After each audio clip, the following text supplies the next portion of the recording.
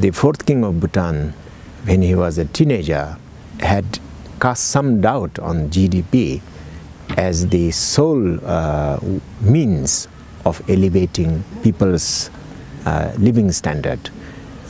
So therefore he brought another organizing principle for development, which he called, in his own words, gross national happiness. He also directly addressed through his policies the very importance of culture in our life, culture as a way of seeing the world, and culture as a way of refining yourself, through education, music, arts.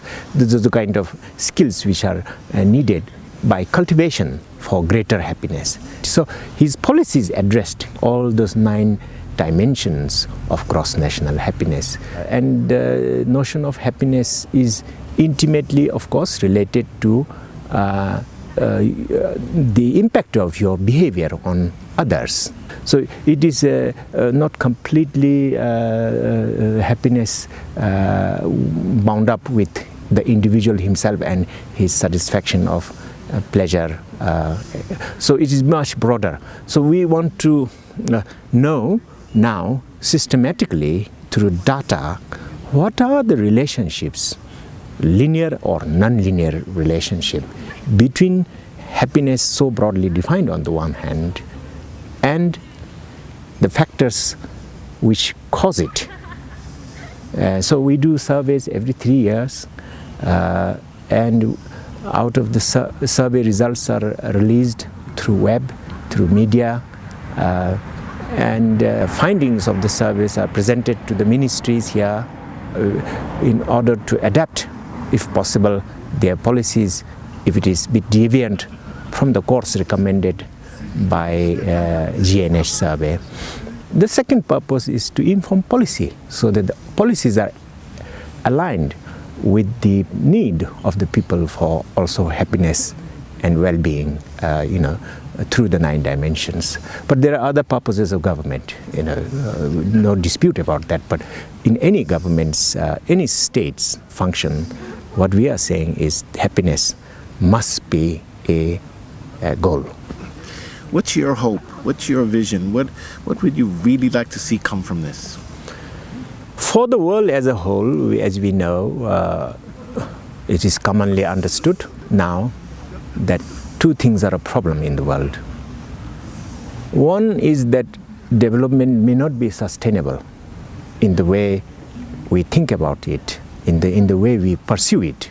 It may not be long-lasting because the way we have been doing is collapsing or destroying the ground on which we are standing. That is nature. Resources are getting used up very quickly. So there is a question on the sustainability of the development conventionally defined. That's one problem. The second problem, which is slightly related to the question of sustainable development, is also that globally, if we see, there is a major problem about equity. All people in theory have equal right because we are all earthlings. We have equal right to the global commons, whether it is the sky, whether it is sunlight, whether it is fish in the ocean, or so on and so forth. We have equal right. But the goods and services are not yet so equally distributed. And should we be able to distribute it a little more fairly, the problem of survival needs of lots of people could be saved. So the equity and sustainability are 2 major problems. Now, everybody in the world is worried about these 2 issues, and people are looking for any kind of ways of dealing with these 2. And the well-being and happiness, or gross national happiness as we call it here, could offer some pathways towards resolving these 2 major issues. The linkages between gross national happiness and solution these 2 problems will take time to explain. But let us say two things can theoretically we can contemplate.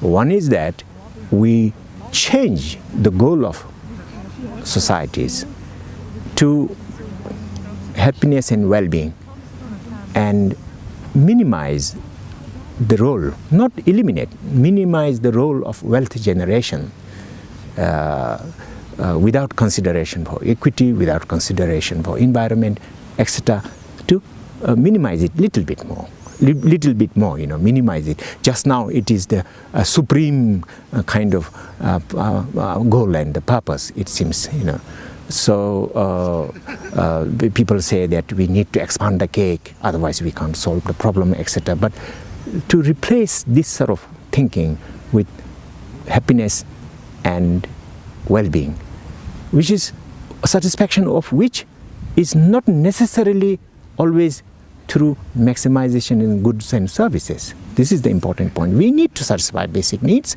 but maximization of it is maximization of desire, so it's not completely the right way. So to put G&H, happiness and well-being, as the goal.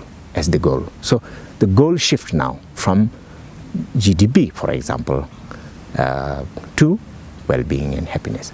Now, having produced the goal, we also need, finally, to change the lifestyle of the people. Lifestyle of the people must become sustainable. Shift the goal in order finally to shift the lifestyle of the people towards sustainable and at the same time happier individuals. I think it can be done, but we have backlog of history, so behavior needs to be changed in a non-cohesive way.